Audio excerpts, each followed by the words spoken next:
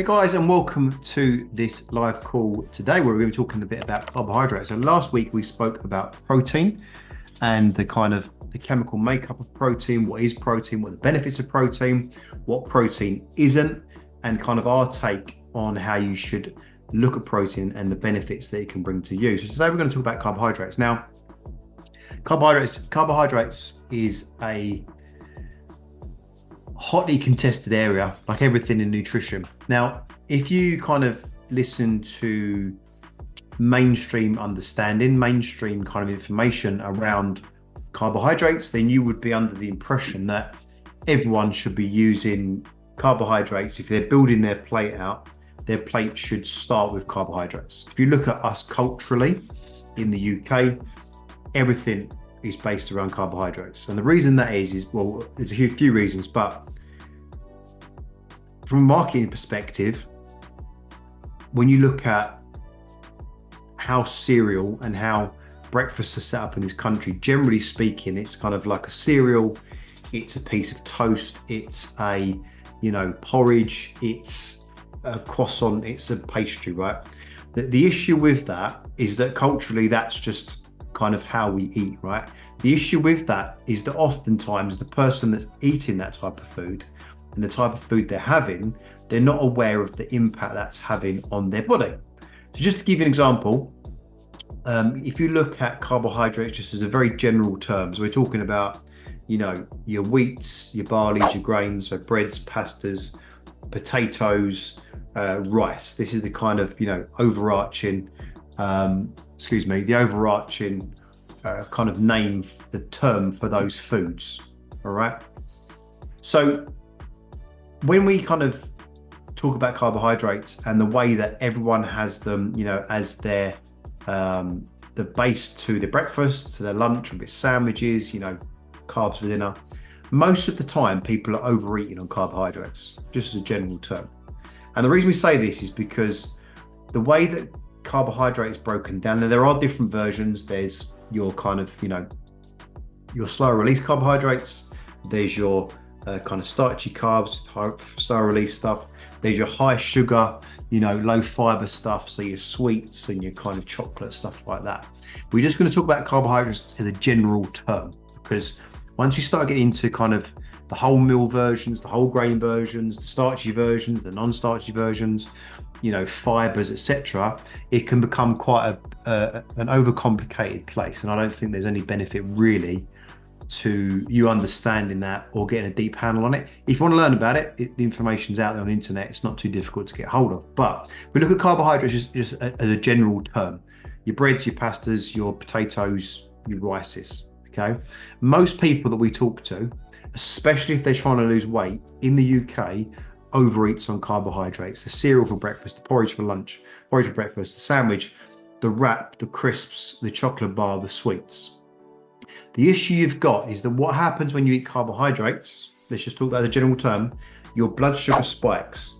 Okay, so you ingest that food, your stomach, your gut breaks it down, and it creates a blood sugar spike. So your blood, it breaks down into your system, it's turned into glucose, and it goes into this blood sugar spike. Now, what happens is when that blood sugar spike happens, what happens is the blood sugar then starts to decline like this. And yes, if you have a whole grain version, if you have a more complex carbohydrate, it will be a little slower. It won't be as steep. However, the problem is that spike still happens, irrelevant of what type of carbohydrate you have. Now, what happens is you drop down into this lower spike like this, you become hungry, you become irritable, your energy drops. And what happens is you get yourself in this cycle of having more carbohydrates to feel better, more carbohydrates to peak your energy. Culturally, we're told that to have Haribo when we go for runs. Luke is able to go for runs. Porridge, crisps, chocolate, all this kind of very sugary carbohydrate-based foods. Okay.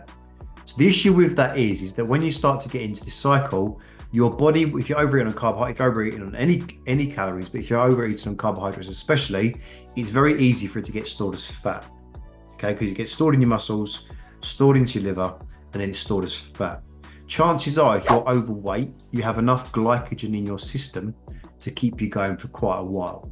So what we've found in doing this for many, many years is that when we manipulate the carbohydrates, it starts to get your body into much more of a position where it starts to use energy from fat and from carbohydrates much more efficiently.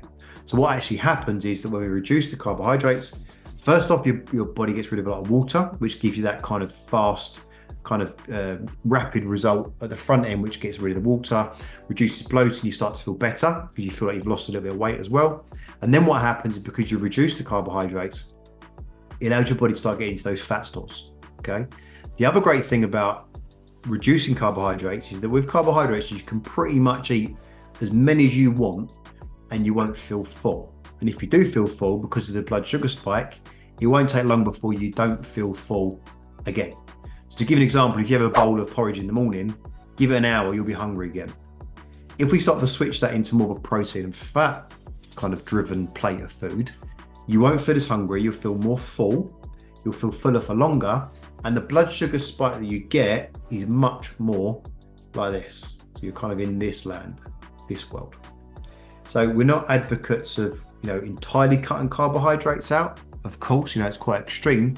However, if you are looking to drop water, if you are looking to drop fat, probably I'd start looking at carbohydrates and increase the protein, increase the fat in your kind of diet, because that will keep you fuller. It'll help you to recover from exercise. It'll help you to build muscle.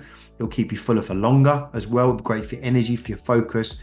And instead of being in this kind of cycle of peaks and troughs, peaks and troughs, peaks and troughs of your energy and your blood glucose, you find that you get into this state where you feel much more kind of aligned and much more, in a regular mood state rather than up and down, up and down.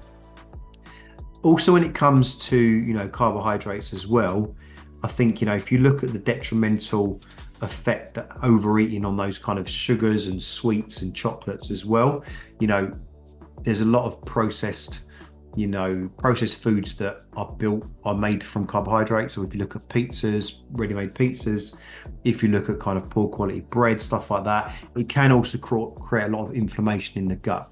So switching from the carbohydrates into high protein, high quality protein and high quality fats is a great place to start when it comes to dropping fat in general, and also kind of changing your system from this carbohydrate burning machine into a much more regulated, energy focused mood, not so kind of strictly up and down as well.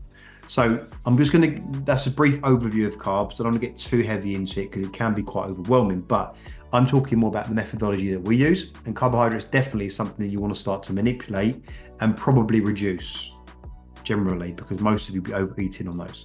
So I hope you found that helpful. We'll post this into the group now. If there's any questions, just post them into the group. Cheers, guys.